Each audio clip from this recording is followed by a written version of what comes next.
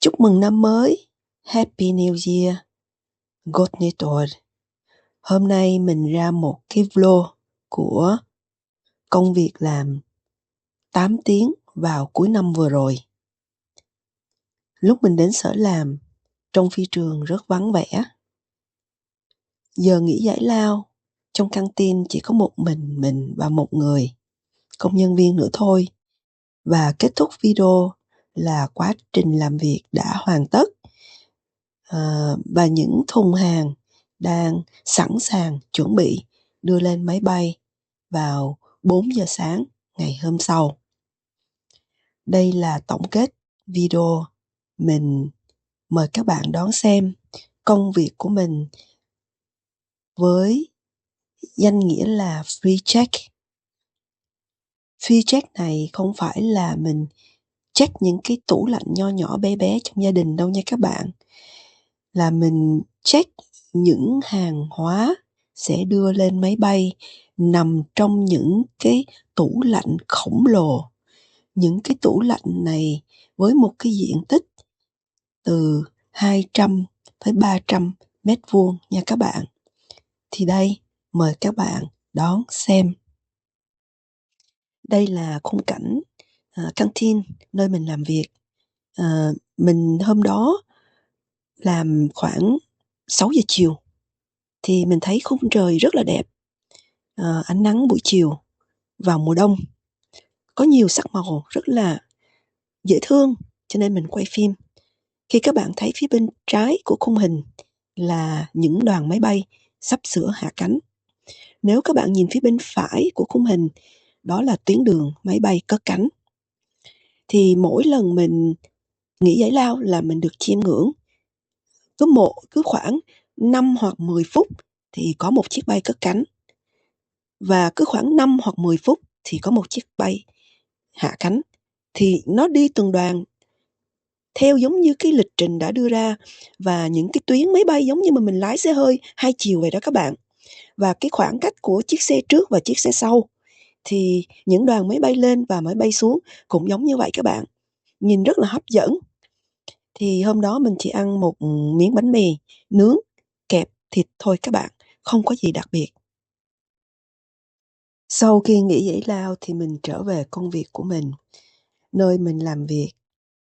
Thì cái phòng làm việc ở đây á, là một cái tủ lạnh khổng lồ nha các bạn. Cái không gian này là một cái tủ lạnh khổng lồ với một cái nhiệt độ là 2 độ C. 2 độ C nha các bạn. Rất là lạnh luôn nha các bạn. Khi mình làm ở trong cái không gian này, mình phải mặc đồ rất là nhiều. Và có đôi khi mình phải mang bao tay, mình phải che hai cái lỗ tai lại, mình phải đội 2 lớp nón lên nha các bạn. Nếu hôm nào mà mình quên không có che hai cái tai lại đó các bạn, là về mình bị sưng phía bên trong hai cái tai. Cho nên công việc này tuy không nặng lắm, nhưng mình phải mặc rất là nhiều quần áo, cho nên rất là gồ ghề khi mình đứng lên ngồi xuống. Những cái thùng chứa đồ ăn để đưa lên máy bay các bạn thấy đó, có vẻ là rất là nặng, nhưng mà nó đều có bánh xe, cho nên mình chỉ có việc đẩy thôi các bạn. Thì trong đó thức ăn nên nó cũng không nặng lắm. Nhưng những cái thùng nho nhỏ để chứa thức ăn, đó là những cái thùng chứa thức ăn cho những flight attendant, cho những chiêu đãi viên hàng không. Thì những cái thùng đó thì nó không có bánh xe, cho nên nó có vẻ hơi nặng khi mình di chuyển từ chỗ này qua chỗ khác, hoặc là mình đưa lên những cái thùng có bánh xe.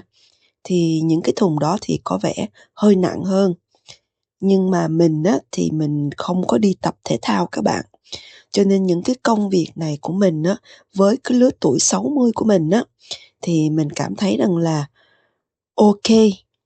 Thì vì khi mình làm những công việc này thì mình khỏi phải đặt giờ đi tập thể thao.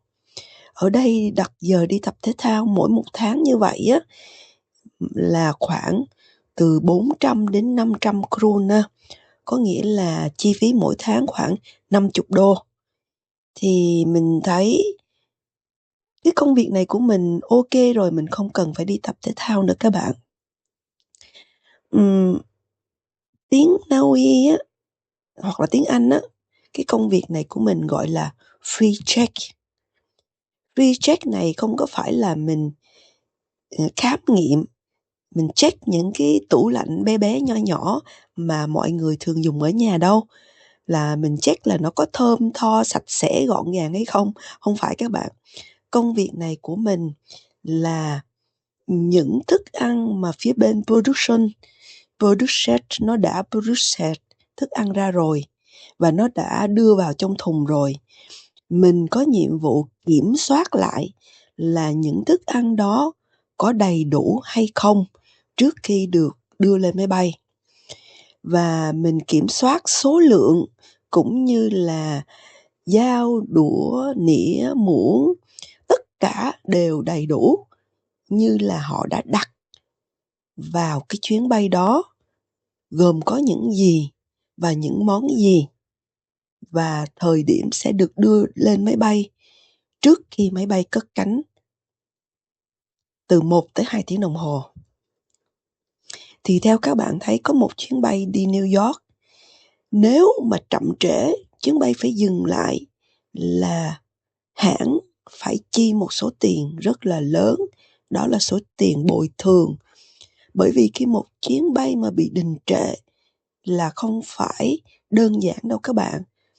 Như mình đã nói lúc đầu của video là chuyến bay họ đã có quy định mấy giờ đi theo từng chuyến bay một.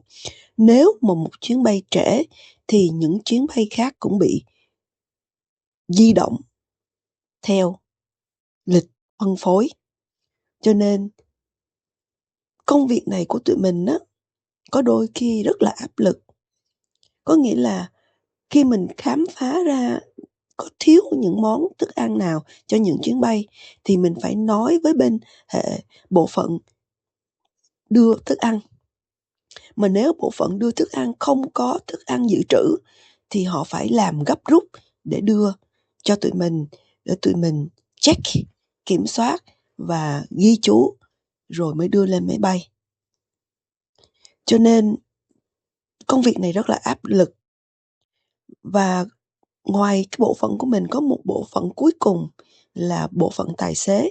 Có nghĩa là nhiều khi bất thình lình họ đặt thức ăn thì họ gọi qua cái bộ phận tài xế, thì tài xế thông báo với phía bên mình, thì phía bên mình phải có bộ phận giao tiếp với phía bên làm ra thức ăn. Cho nên cái communication đó nó luân hồi các bạn.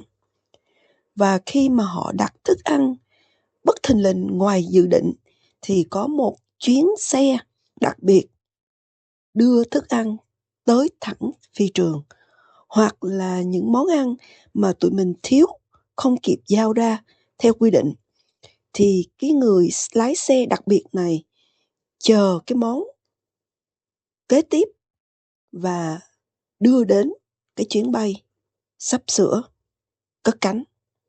Đó là công việc của mình hàng ngày. Thì đây mình giới thiệu các bạn công việc của mình mỗi ngày là như vậy.